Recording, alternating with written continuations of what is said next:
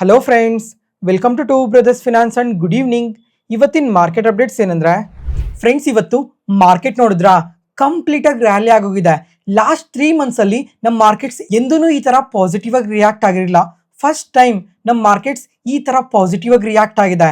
Nifty Sensex ಆದ್ರೆ nearly 2% ವರೆಗೂ positive ಆಗಿ ರಿಯಾಕ್ಟ್ ಆಗಿದ್ರೆ, ಬ್ಯಾಂಕ್ ನಿಫ್ಟಿ ಮಿಡ್ ಕ್ಯಾಪ್ಸ್ ಆದ್ರೆ ನಿಯರ್ಲಿ 2.5% ವರೆಗೂ ಪಾಸಿಟಿವ್ ಆಗಿ ರಿಯಾಕ್ಟ್ ಆಗಿದೆ.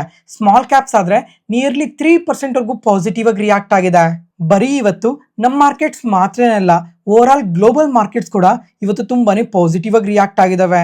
ತೈವಾನ್ ಮಾರ್ಕೆಟ್ಸ್, ಜಪಾನ್ ಮಾರ್ಕೆಟ್ಸ್ ಆದ್ರೆ 2 to 3% ಪಾಸಿಟಿವ್ ಆಗಿ ಗ್ರೋ ಆಗಿದ್ರೆ, ಸೌತ್ ಕೊರಿಯನ್ ಮಾರ್ಕೆಟ್ಸ್ ಆದ್ರೆ ನಿಯರ್ಲಿ 4.5% ವರ್ಗು ಇವತ್ತು ರ್ಯಾಲಿ ಆಗಿದೆ. ಫ್ರೆಂಡ್ಸ್, ಈಗ ನಮ್ಮ ಮಾರ್ಕೆಟ್ಸ್ ಎಲ್ಲ ಏನಕ್ಕೆ ಈ ತರ ಪಾಸಿಟಿವ್ ಆಗಿ ರಿಯಾಕ್ಟ್ ಆಗಿದೆ ಅಂತ ಡೀಟೇಲ್ ಆಗಿ ತಿಳ್ಕೊಳ್ಳೋಣ. ಈಗ ನಿನ್ನೆ ಮಾರ್ಕೆಟ್ ನ್ಯೂಸ್ ಅಲ್ಲಿ ಏನಂತ ಮೆನ್ಷನ್ ಮಾಡಿದೆ ಅಂದ್ರೆ, US ಅವರು ಇರಾನ್ ಮೇಲೆ ತುಂಬಾನೇ ಅಟ್ಯಾಕ್ ಮಾಡ್ತಾ ಇದ್ದಾರೆ. ಆ ಕಾರಣದಿಂದ ಇರಾನ್ ಅವರು ಕೂಡ US ಬೇಸಿಸ್ ಮೇಲೆಲ್ಲ ತುಂಬಾನೇ ಮಿಸೈಲ್ ಅಟ್ಯಾಕ್ಸ್ ನ ಮಾಡಿದ್ದಾರೆ ಅಂತ ನಿನ್ನೆ ಮಾರ್ಕೆಟ್ ನ್ಯೂಸ್ ಅಲ್ಲಿ ಡೀಟೇಲ್ ಆಗಿ ಎಕ್ಸ್ಪ್ಲೈನ್ ಮಾಡಿದ್ದೆ. ಅದ್ರ ಜೊತೆಗೆ ನಿನ್ನೆ ಸಾಯಂಕಾಲ ಡೊನಾಲ್ಡ್ ಟ್ರಂಪ್ ಅವ್ರ ಕಡೆಯಿಂದ ತುಂಬಾನೇ ನೆಗೆಟಿವ್ ಸ್ಟೇಟ್ಮೆಂಟ್ಸ್ ಎಲ್ಲ ಬಂದಿದ್ವು. ಈ ರಾತ್ರಿ ಇರಾನ್ ಮೇಲೆ ತುಂಬಾನೇ ದೊಡ್ಡದಾಗೆ ಸ್ಟ್ರೈಕ್ ಮಾಡ್ತೀವಿ ಅಂತ ಎಲ್ಲ ಸ್ಟೇಟ್ಮೆಂಟ್ಸ್ ನ ಮಾಡಿದ್ರು. ಆದ್ರೆ ಓವರ್ ನೈಟ್ ಅಲ್ಲಿ ಡೊನಾಲ್ಡ್ ಟ್ರಂಪ್ ಅವ್ರ ಕಡೆಯಿಂದ ಇನ್ನೊಂದು ಅಪ್ಡೇಟ್ ಬಂದಿದೆ. ಈಗ US ಮತ್ತೆ ಇರಾನ್ ಮಧ್ಯ ಈ ಪೀಸ್ ನೆಗೋಸಿಯೇಷನ್ಸ್ ಆದ್ರೆ ತುಂಬಾ ದಿನದಿಂದ ನಡೀತಾನೆ ಇದೆ. ಈಗ ಅದು ಫೈನಲ್ ಸ್ಟೇಜ್ ಅಲ್ಲಿ ಇದೆ ಅಂತ ಪಾಸಿಟಿವ್ ಸ್ಟೇಟ್ಮೆಂಟ್ಸ್ ನ ಮಾಡಿದ್ದಾರೆ. ಆ ಕಾರಣದಿಂದನೇ ಇವತ್ತು ನಮ್ಮ ಮಾರ್ಕೆಟ್ಸ್ ಆದ್ರೆ ಓಪನಿಂಗ್ ಅಲ್ಲಿ ತುಂಬಾನೇ ಪಾಸಿಟಿವ್ ಆಗಿ ರಿಯಾಕ್ಟ್ ಆಗಿದ್ದು. ಈ ತರ ಡೊನಾಲ್ಡ್ ಟ್ರಂಪ್ ಅವ್ರ ಕಡೆಯಿಂದ ಸ್ಟೇಟ್ಮೆಂಟ್ಸ್ ಬರ್ತಾ ಇದ್ದಂಗೆನೆ ಕ್ರೂಡ್ ಆಯಿಲ್ ಪ್ರೈಸ್ ಆದ್ರೆ ನಿಯರ್ಲಿ 4% ವರ್ಗು ಫಾಲ್ ಆಗಿದೆ. ಈಗ ಕ್ರೂಡ್ ಆಯಿಲ್ ಆದ್ರೆ ನಿಯರ್ಲಿ $85 per ಬ್ಯಾರಲ್ ಟ್ರೇಡ್ ಆಗ್ತಾ ಇದೆ. ಫ್ರೆಂಡ್ಸ್, ಈಗ ತುಂಬಾ ಸಲನೇ ಮೆನ್ಷನ್ ಮಾಡಿದ್ದೆ, ಇಂಡಿಯಾ ಆದ್ರೆ 85% ಕ್ರೂಡ್ ಆಯಿಲ್ನೆಲ್ಲ ಬೇರೆ ದೇಶದಿಂದ ಇಂಪೋರ್ಟ್ ಮಾಡ್ಕೊಂತೀವಿ, ಅದರಿಂದ ಕ್ರೂಡ್ ಆಯಿಲ್ ಪ್ರೈಸಸ್ ಫಾಲ್ ಆಗೋದು ನಮ್ಮ ಇಂಡಿಯಾಗೆ ತುಂಬಾನೇ ಪಾಸಿಟಿವ್ ಅಂತ. ಇವತ್ತು ಕ್ರೂಡ್ ಆಯಿಲ್ ಪ್ರೈಸಸ್ ಆದ್ರೆ ನಿಯರ್ಲಿ 5% ಫಾಲ್ ಆಗಿರೋದ್ರಿಂದ ಓವರ್ ಆಲ್ ನಮ್ಮ ಮಾರ್ಕೆಟ್ಸ್ ಆದ್ರೆ ತುಂಬಾನೇ ಪಾಸಿಟಿವ್ ಆಗಿ ರಿಯಾಕ್ಟ್ ಆಗಿದೆ. ಮತ್ತೆ ಇವತ್ತು ಈ ಕ್ರೂಡ್ ಆಯಿಲ್ ಪ್ರೈಸಸ್ ಫಾಲ್ ಆಗಿರೋ ಕಾರಣದಿಂದ ಈ paint companies, aviation companies, tyre companies, oil marketing companies, auto companies ಎಲ್ಲ ತುಂಬಾನೇ ಪಾಸಿಟಿವ್ ಆಗಿ ರಿಯಾಕ್ಟ್ ಆಗಿದಾವೆ. ಅದ್ರಲ್ಲೂ ಇವತ್ತು ಇಂಡಿಗೋ ಮತ್ತೆ ಸ್ಪೈಸ್ ಜೆಟ್ ಆದ್ರೆ ಇನ್ನ ತುಂಬಾನೇ ಪಾಸಿಟಿವ್ ಆಗಿ ರಿಯಾಕ್ಟ್ ಆಗಿದೆ. ಫ್ರೆಂಡ್ಸ್, ಈಗ ಈ ರೀಸೆಂಟ್ ಟೈಮಲ್ಲೇ ತುಂಬಾ ಸಲನೇ ಮೆನ್ಷನ್ ಮಾಡಿದೆ, ಈ ಕ್ರೂಡ್ ಆಯಿಲ್ ಪ್ರೈಸಸ್ ಇನ್ಕ್ರೀಸ್ ಆಗೋದ್ರಿಂದ ಈ ಏವಿಯೇಷನ್ ಸೆಕ್ಟರ್ ಮೇಲೆ ಯಾವ ತರ ಇಂಪ್ಯಾಕ್ಟ್ ಇರುತ್ತೆ ಅಂತ. ಇವತ್ತಾದ್ರೆ ಇಂಡಿಗೋ ಕಂಪನಿ ತುಂಬಾನೇ ಪಾಸಿಟಿವ್ ಆಗಿ ರಿಯಾಕ್ಟ್ ಆಗಿದೆ. ಮತ್ತೆ ಫ್ರೆಂಡ್ಸ್, ಈಗ ಈ ಡೇಟಾಸ್ ಎಲ್ಲ ಸ್ವಲ್ಪ ಪಾಸಿಟಿವ್ ಆಗಿರೋದಕ್ಕೆ ನಮ್ಮ ಮಾರ್ಕೆಟ್ಸ್ ಆದ್ರೆ ತುಂಬಾನೇ ಪಾಸಿಟಿವ್ ಆಗಿ ರಿಯಾಕ್ಟ್ ಆಗಿದೆ.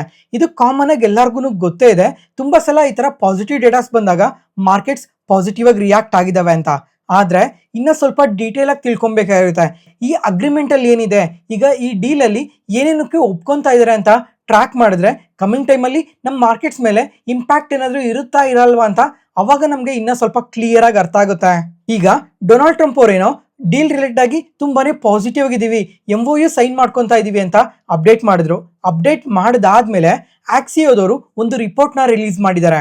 ಈ ಪೀಸ್ ಅಗ್ರಿಮೆಂಟ್ ಅಲ್ಲಿ ಯಾವ್ಯಾವ ಡೇಟಾ ಪಾಯಿಂಟ್ಸ್ಗೆ ಈಗ ಎರಡೂ ಕಡೆಯಿಂದ ಒಪ್ಕೊಂತಾ ಇದ್ದಾರೆ ಅಂತ ಅದನ್ನ ಇವಾಗ ಸಿಂಪಲ್ ಆಗಿ ಎಕ್ಸ್ಪ್ಲೈನ್ ಮಾಡ್ತೀನಿ ನೋಡಿ. ನೆಕ್ಸ್ಟ್ 60 days ವರ್ಗು ಕಂಪ್ಲೀಟ್ ಸೀಸ್ ಫೈರ್ ಇರುತ್ತೆ. ಬರೀ US ಮತ್ತೆ ಇರಾನ್ ಮೇಲೆ ಮಾತ್ರನೇ ಅಲ್ಲ, ಈಗ ರೀಸೆಂಟ್ ಆಗಿ ಲೆಬನಾನ್ ಮೇಲೂ ಕೂಡ ಈ ಸೀಸ್ ಫೈರ್ ಇರುತ್ತೆ. ಯಾಕಂದ್ರೆ ಇಸ್ರೇಲ್ ಮತ್ತೆ ಲೆಬನಾನ್ ರಿಲೇಟೆಡ್ ಆಗಿ ತುಂಬಾನೇ ಇಶ್ಯೂಸ್ ಕಂಟಿನ್ಯೂ ಆಗ್ತಾ ಇದಾವಲ್ಲ, ಆ ಕಾರಣದಿಂದ ಈ ಸೀಸ್ ಫೈರ್ ಅಲ್ಲಿ ಲೆಬನಾನ್ ಕೂಡ ಇನ್ಕ್ಲೂಡ್ ಆಗಿದೆ. ಕಮಿಂಗ್ ಟೈಮ್ ಅಲ್ಲಿ ಇಸ್ರೇಲ್ ಅವರು ಯಾವುದೇ ಕಾರಣಕ್ಕೂ ಲೆಬನಾನ್ ಮೇಲೆ ಅಟ್ಯಾಕ್ ಮಾಡಬಾರ್ದು. ಅದಾದ್ಮೇಲೆ ಮೇನ್ ಥಿಂಗ್ ಏನು ಅಂತಂದ್ರೆ, ಈ ನ್ಯೂಕ್ಲಿಯರ್ ನೆಗೋಸಿಯೇಷನ್ಸ್ ಏನಿದಾವೆ ಈ 60 days ಒಳಗಡೆ ಕಂಪ್ಲೀಟ್ ಆಗುತ್ತೆ ಅಂತ ಅಪ್ಡೇಟ್ ಮಾಡಿದ್ದಾರೆ. ನೋಡೋಣ ಈ 60 days ಅಲ್ಲಿ ಈ ನ್ಯೂಕ್ಲಿಯರ್ ಎನ್ರಿಚ್ಮೆಂಟ್ ರಿಲೇಟೆಡ್ ಆಗಿ ಯಾವ ತರ ಡಿಸಿಷನ್ಸ್ ನಾವು ತಗೊಂತಾರೆ ಅಂತ ಟ್ರ್ಯಾಕ್ ಮಾಡ್ಬೇಕಾಗಿರುತ್ತೆ. ಅದಾದ್ಮೇಲೆ US ಆದ್ರೆ ಇರಾನ್ ಮೇಲೆ ತುಂಬಾನೇ ಸ್ಯಾಂಕ್ಷನ್ಸ್ ನ ವಿಧಿಸಿದ್ದಾರೆ. ಆ ಸ್ಯಾಂಕ್ಷನ್ಸ್ ನೆಲ್ಲ ಈಗ ರಿಮೂವ್ ಮಾಡ್ತಾ ಇದ್ದಾರೆ. ಮತ್ತೆ ಈ ಮಿಡಲ್ ಈಸ್ಟ್ ಅಲ್ಲಿ US ಬೇಸಿಸ್ ಇದ್ವಲ್ಲ ಅವನ್ನ ಕೂಡ ಇವಾಗ ರಿಮೂವ್ ಮಾಡ್ತಾ ಇದ್ದಾರೆ. ಅದಾದ್ಮೇಲೆ ಸ್ಟ್ರೈಟ್ ಆಫ್ ಹಾರ್ಮೋಸ್ ನ ಕಂಪ್ಲೀಟ್ ಆಗಿ ಓಪನ್ ಮಾಡ್ತಾ ಇದ್ದಾರೆ. ಅದ್ರ ಜೊತೆಗೆ ಇರಾನ್ ಆಯಿಲ್ ಮೇಲೆ ತುಂಬಾನೇ ಸ್ಯಾಂಕ್ಷನ್ಸ್ ನ ವಿಧಿಸಿದ್ರು.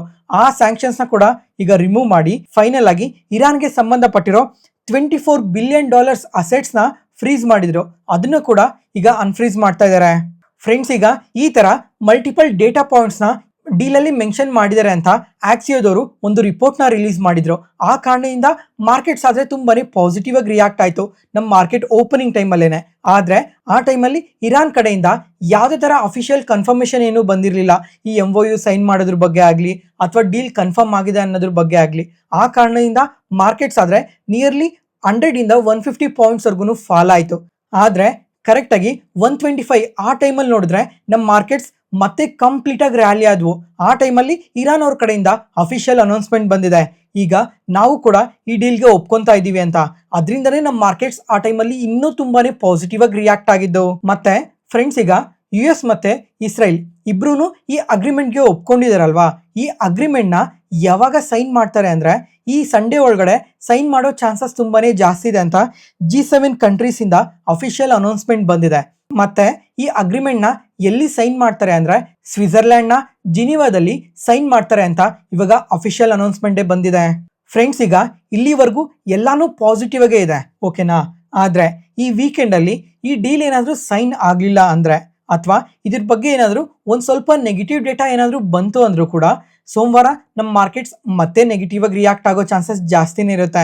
ಅದ್ರ ಜೊತೆಗೆ ಇರಾನ್ ಆದ್ರೆ 100% ಕನ್ಫರ್ಮೇಶನ್ ಕೊಡ್ತಾ ಇದ್ದಾರೆ. ಈ ಪೀಸ್ ಅಗ್ರಿಮೆಂಟ್ ಅಲ್ಲಿ ಈ ನ್ಯೂಕ್ಲಿಯರ್ ಎನ್ರಿಚ್ಮೆಂಟ್ ರಿಲೇಟೆಡ್ ಆಗಿ ಯಾವುದೇ ತರ ಇನ್ಕ್ಲೂಡ್ ಮಾಡಿಲ್ಲ.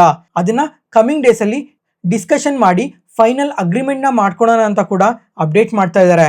ನೋಡೋಣ ಈ ವೀಕೆಂಡ್ ಒಳಗಡೆ ಡೀಲ್ ಸೈನ್ ಆಗುತ್ತಾ ಇಲ್ವಾ, ಅದ್ರ ಜೊತೆಗೆ ಈ ನ್ಯೂಕ್ಲಿಯರ್ ಎನ್ರಿಚ್ಮೆಂಟ್ ರಿಲೇಟೆಡ್ ಆಗಿ ಯಾವ ತರ ಅಪ್ಡೇಟ್ಸ್ ಬರ್ತವೆ ಅಂತ.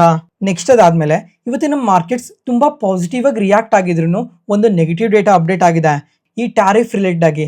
ಈಗ US ಸೆಷನ್ ಕೋರ್ಟ್ ಅಲ್ಲಿ ಈ ಡೊನಾಲ್ಡ್ ಟ್ರಂಪ್ ಅವರು ಮುಂಚೆ ನಮ್ಮ ಇಂಡಿಯಾ ಮೇಲೆ 10% ಟ್ಯಾರಿಫ್ ನ ಹಾಕಿದ್ರಲ್ಲ, ಈಗ 10% ಟ್ಯಾರಿಫ್ ನ ಕಲೆಕ್ಟ್ ಮಾಡ್ಬೋದು ಅಂತ ವರ್ಡಿಕ್ಟ್ ಕೊಟ್ಟಿದ್ದಾರೆ.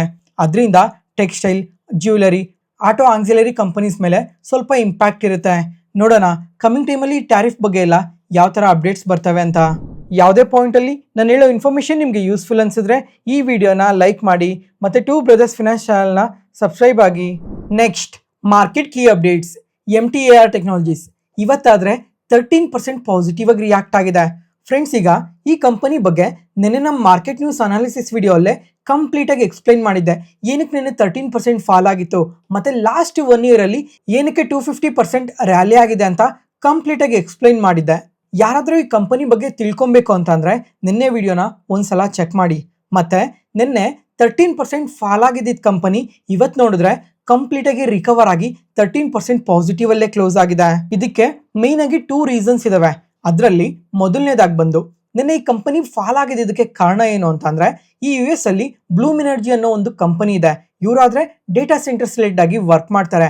ಅಂತ ಕಂಪನಿ ಒಂದು ಡೇಟಾ ಸೆಂಟರ್ ಪ್ರಾಜೆಕ್ಟ್ ನ ಪಾಸ್ ಮಾಡ್ತಾ ಇದೀವಿ ಅಂತ ಸ್ಟೇಟ್ಮೆಂಟ್ಸ್ ನ ಮಾಡಿದ್ರು. ಆ ಕಾರಣದಿಂದ ಈ MTR ಟೆಕ್ನಾಲಜೀಸ್ ಅಲ್ಲಿ ತುಂಬಾನೇ ಸೆಲ್ಲಿಂಗ್ ಪ್ರೆಷರ್ ಕ್ರಿಯೇಟ್ ಆಗಿ ಆ ತರ 13% ಫಾಲ್ ಆಗಿದ್ದು. ಆದ್ರೆ ಇವತ್ತು ತುಂಬಾನೇ ಪಾಸಿಟಿವ್ ಆಗಿ ರಿಯಾಕ್ಟ್ ಆಗಿದೆ. ಯಾಕಂದ್ರೆ ಈ MTAR ಟೆಕ್ನಾಲಜೀಸ್ ಅವರ ಮ್ಯಾನೇಜ್ಮೆಂಟ್ ಅವರು ಈಗ ಬ್ಲೂಮ್ ಎನರ್ಜಿಯಿಂದ ಯಾವುದೇ ತರ ನಮಗೆ ಅಫಿಷಿಯಲ್ ಕನ್ಫರ್ಮೇಶನ್ ಬಂದಿಲ್ಲ, ಈಗ ಈ ಪ್ರಾಜೆಕ್ಟ್ ರಿಲೇಟೆಡ್ ಆಗಿ ಪಾಸ್ ಮಾಡ್ತಾ ಇರೋ ತರ ಅಂತ ಅಪ್ಡೇಟ್ ಮಾಡಿದ್ದಾರೆ. ಅದ್ರ ಜೊತೆಗೆ ನಾವು ಬರೀ ಈ ಬ್ಲೂಮ್ ಎನರ್ಜಿ ಜೊತೆ ಮಾತ್ರನೇ ಅಲ್ಲ ವರ್ಕ್ ಮಾಡ್ತಾ ಇರೋದು, ನಾವು ಇನ್ನ ತುಂಬಾನೇ ಕಂಪನೀಸ್ ಜೊತೆ ಎಲ್ಲ ವರ್ಕ್ ಮಾಡ್ತಾ ಇದೀವಿ. ಅದ್ರ ಜೊತೆಗೆ ಲಾಸ್ಟ್ 2 months ಅಲ್ಲಿ ನೋಡಿದ್ರೇನೆ ನಮ್ಮ ಆರ್ಡರ್ ಬುಕ್ ಡಬಲ್ ಆಗಿದೆ. ಮತ್ತೆ ಕಮಿಂಗ್ ಟೈಮ್ ಅಲ್ಲಿ ಬ್ಲೂಮ್ ಎನರ್ಜಿ ಅವ್ರು ಏನಾದ್ರು ಈ ಡೇಟಾ ಸೆಂಟರ್ ಪ್ರಾಜೆಕ್ಟ್ ನ ಸ್ಟಾಪ್ ಮಾಡಿದ್ರೆ ಅದು ನಮ್ಮ ಮೇಲೆ ತುಂಬಾನೇ ಇಂಪ್ಯಾಕ್ಟ್ ಏನು ಇರಲ್ಲ ಅಂತ ಮ್ಯಾನೇಜ್ಮೆಂಟ್ ಅವರು ಸ್ಟೇಟ್ಮೆಂಟ್ಸ್ ನ ಮಾಡಿದ್ದಾರೆ. ಅದರಿಂದನೇ ಇವತ್ತು ಈ MTR ಟೆಕ್ನಾಲಜೀಸ್ ಈ ತರ ಪಾಸಿಟಿವ್ ಆಗಿ ರಿಯಾಕ್ಟ್ ಆಗಿರೋದು.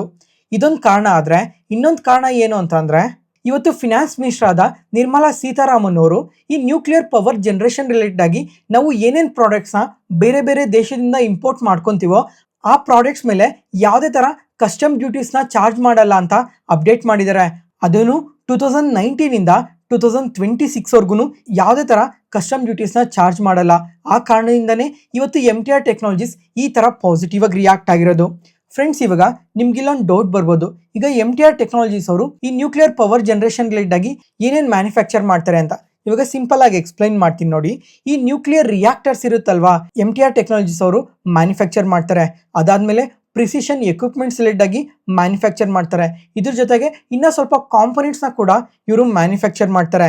ಅದರಿಂದ ಈಗ ಕಸ್ಟಮ್ ಡ್ಯೂಟೀಸ್ ಏನು ಇಲ್ಲ ಅಂತ ಅಂದಿರೋ ಕಾರಣದಿಂದ ಈ ಕಂಪನಿಗೆ ಇದು ತುಂಬಾನೇ ಪಾಸಿಟಿವ್ ಆಗುತ್ತೆ ಅಂತ ಇವತ್ತು ಇನ್ನ ತುಂಬಾ ಪಾಸಿಟಿವ್ ಆಗಿ ರಿಯಾಕ್ಟ್ ಆಗಿರೋದು.